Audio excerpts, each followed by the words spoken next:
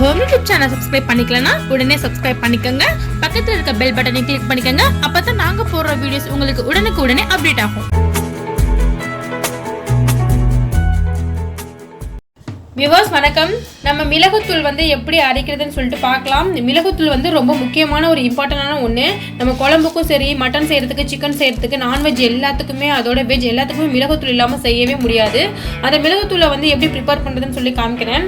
இப்போ மிளகுத்தூளை நம்ம வெயிலில் காய போடுவாங்க. வெயிலில் நல்லா சுள்ளு நடிக்கிற வெயிலில் காய போட்டு நம்ம அரைச்சிக்கலாம். இப்படி நம்ம இன்ஸ்டண்ட்டாக நமக்கு வேணும் அப்படின்னா, நம்ம வெயில் இப்போ இல்லை, வெயில் காலம் இல்லாத காலத்தில் நம்ம அடுப்பில் ஹீட் பண்ணியும் நம்ம அரைச்சிக்கலாம். மிக்சியில் அரைச்சி நம்ம யூஸ் பண்ணிக்கலாம். இப்போ நாங்கள் இப்போ இன்ஸ்டண்ட்டாக ரெடி பண்ண போகிறோம். இது 1 கப் அளவு மிளகுத்தூள் எடுத்துருக்கோம்.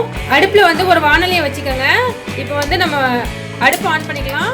வானலி நல்லா ஹீட் ஆகட்டும். ஹீட் ஆனதோட நம்ம மிளகை அலுமினியம் பாத்திரத்தில் வறுக்கிறது தான் நல்லது. இப்போ நல்லா வெசல் ஹீட் ஆனதோட நம்ம அந்த மிளகை போட்டுடலாம். அப்படியே போட்டுருங்க. நல்லா வறுத்துருங்க. அதாவது கருக விட்டுறக்கூடாது. நீங்கள் நல்லா வறுக்கணும். கருக விடாமல் அடுப்பை நல்லா கொஞ்சம் கூட சிம்லேயும் வைக்க வேணாம், கூடுதலாகவும் வைக்க வேணாம், மீடியமாக வச்சு நல்லா வறுத்துருங்க. நம்ம ஆக்சுவலாக வெயிலில் நல்லா ஒரு 2-3 நாள் சுள்ளு நடிக்கிற வெயிலில் வச்சு நல்லா அது காஞ்சதுக்கப்புறம் அதையும் நம்ம வறுத்து பொடியாக்கி நம்ம வச்சு நம்ம சமையலில் பயன்படுத்திக்கலாம். நமக்கு இன்ஸ்டண்ட்டாக வேணும்னா இது மாதிரி அடுப்பில் வச்சு ஹீட் பண்ணி இப்படியும் வறுத்துக்கலாம். இப்போ அதை நல்லா முருக விட்டு, அதாவது கருக விடாமல் முருக விட்டு நல்லா வறுத்து எடுத்துக்கோங்க. இது நல்லா வறுத்ததுக்கப்புறம் ஒரு வாசனை வரும். அந்த வாசனை வர்றதோட நம்ம அடுப்பை ஆஃப் பண்ணிடலாம். இது நம்ம மிளகை வறுக்கும் போது என்ன ஆகும்னா தெரிக்கும். அதாவது மிளகு வெடித்து நல்லா தெரிக்கும், டப்பு டப்புன்னு தெரிக்கும். அதனால பார்த்து பக்குவமாக வறுத்து எடுத்துக்கோங்க. அந்த வாசனை வரும். நல்லா பாருங்கள், பொரியிற வாசனை வரும், எங்களுக்கு தெரியுது. சத்தமும் கேட்குது, மிளகு உடஞ்சி தெரிக்கிற சத்தமும் கேட்குது. நல்லா அந்த மிளகு பொரிஞ்சதுக்கப்புறம் நல்ல ஒரு வாசனை மனம் வரும். அதோட நம்ம அடுப்பை ஆஃப் பண்ணிடலாம். இது எப்படியும் ஒரு 10 நிமிஷம் ஆகும் நல்லா வறுக்கிறதுக்கு.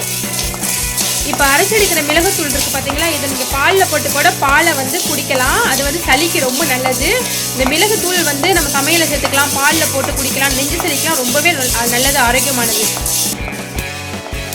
இங்கே பாருங்கள், தெரிக்கிற சவுண்ட் கேட்கும்.